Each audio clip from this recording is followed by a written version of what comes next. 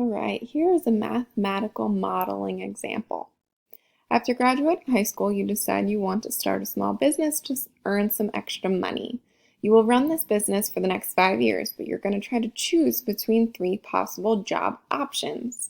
You've projected the amount of profit you will earn from each business over the first 6 months. So here's the table. The first 6 months, your options are tutoring math, teaching private swim lessons, or reselling Funko Pops. We're going to plot these points in Desmos, and one easy way to do this is to put them in an Excel sheet first. So just number the first column 1 through 6 and the second column with your numbers for your business, and then you can copy and paste this whole Excel sheet table into the table in Desmos, and then it will automatically plot the points for you. Here's our Desmos graph of all of the points. The green is for tutoring, the blue is for swim lessons, and the red is for reselling Funko Pops. Which kind of model do you think best represents the profit for each business? Well, if we look at the red, it's definitely increasing up. Looks like this is going to be like a half a parabola here. The green is doing the same. It looks like it's curving up and up. And the blue, it looks like we do have another parabola, but it's going down. We've got this curve going down a little bit with this point looking like that it's going to be like a maximum point. So I'm going to say that all three of these are going to use a quadratic model. Now what we're going to do is find a function that models the profit. And we can do this right in Desmos by clicking the plus sign and hitting the f of x expression button. And what we're going to do is type in the standard form of our quadratic equation with this little squiggly, because this means regressed against. And by using the x1 and y1 values, it's pulling these points from our x1, y1 table. Let me show you. So plus f of x expression, you're going to hit y1 and the squiggly. That's regressed against, and we're going to type in ax1. You can use your little shift caret for squared, your arrow key over to get out of the square, plus bx1 plus c. And automatically it takes the information from the x1, y1 table and it puts it into a regression equation. So it gives you your A, B, and your C values. And now we can plug A, B, and C into our equation. And we have our quadratic form. And it automatically graphs this too. So here is, let me make this a green color here.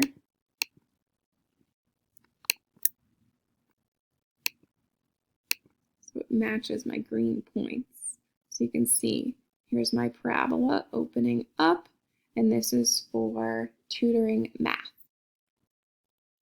When you go to make your other ones, you're then going to use your x2, y2. So I'm going to replace my x's with x2, and then I'm finding the regression for y2, and then it'll give me that equation.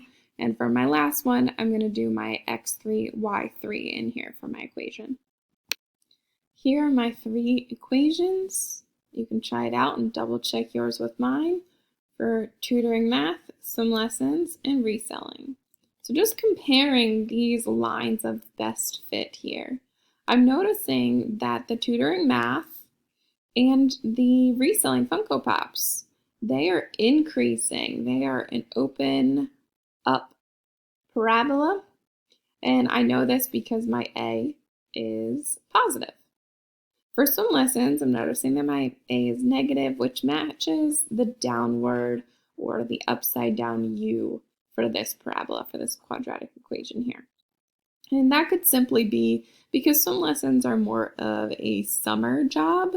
So our peak here might be the summertime months, and then as we keep going, it might get colder and colder, and swim lessons might die down for the winter. So it looks like math tutoring, that's consistent. That could happen all year round. Reselling Funko Pops, same thing, depending on the Funko Pops that you have, the longer that you hold on to them, maybe the higher the prices might be, the more money you can get. So these are just observations from this graph according to our situation. Just to reiterate again, these are lines of best fits. However, our points are fairly close to this line. That might not be exact, but a lot of them, especially our math tutoring equation, that pretty much fits. Almost every single point is on the line here. So our points fit fairly well. Find the possible rational roots for the math tutoring business. If so, name one rational root. Recall that the rational root theorem is where we can have x equaling plus or minus p over q. So our possible roots, our possible zeros, could be found by plus or minus p representing the constant factors over q representing the leading coefficient factors.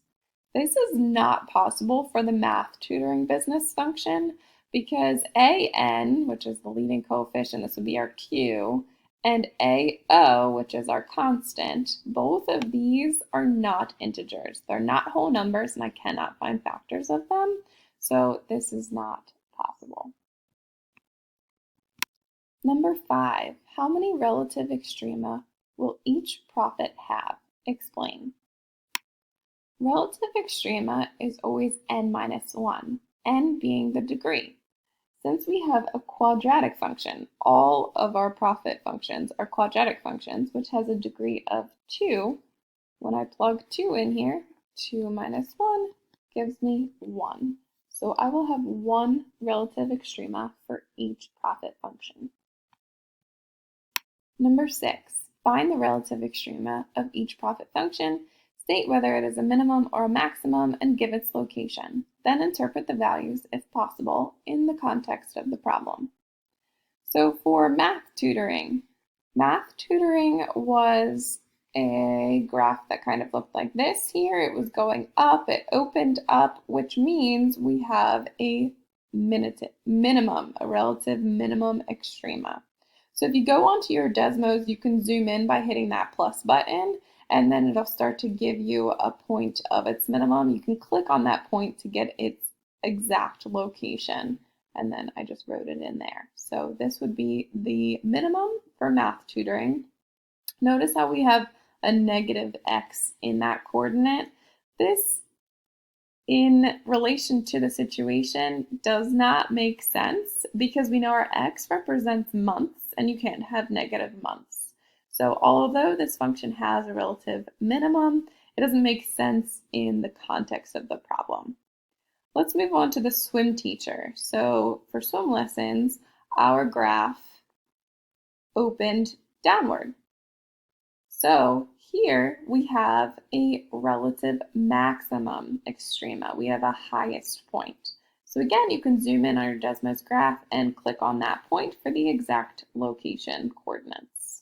This maximum indicates that at the 4th month, or right around the 4th month, the swim lesson business will earn a maximum profit of around $304.72. Last but not least, reselling was similar to the math tutoring where it opened upwards. If you zoom in on that graph and click the minimum, it'll give you the coordinate here. Same thing as math tutoring, we do have a negative coordinate. So yes, this function does have a relative minimum, but it doesn't make sense in the context because we can't have negative months. Last but not least, number 7, use your profit function to find out how much you can expect to earn from the swim lesson business in month 10. So if we're in month 10, that means x is 10, and I'm going to plug x into the function and solve. 10 squared is 100, so I'm going to move that decimal place over 2 spots to the right. 10 over here, multiplied by 107.464. I'm just going to move that 1 spot to the right. plus 77. If I simplify this down, all in all,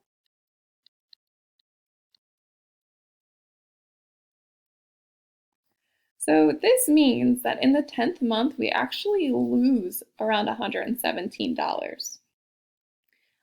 So there's a couple things that we can relate back to this. We said that the swim lesson business is seasonal. So you at this point could either have stopped swim lessons and therefore you wouldn't be losing money. You just would be, there wouldn't be any business. The only time you would be losing money though is if you had business expenses. So if you still had to continue to run your pool and you had cost, then yes, if you're not having business but you do have business expenses, that's when you would be in the negatives and you would be losing money. But if you just stopped your business and you don't have any expenses to the business, this would be an unlikely situation that you would continue to lose money. Always make sure, whatever the situation is, you're going back to the context of the problem and being reasonable. Always want your answers to make sense. Hope this helps on your next assignment.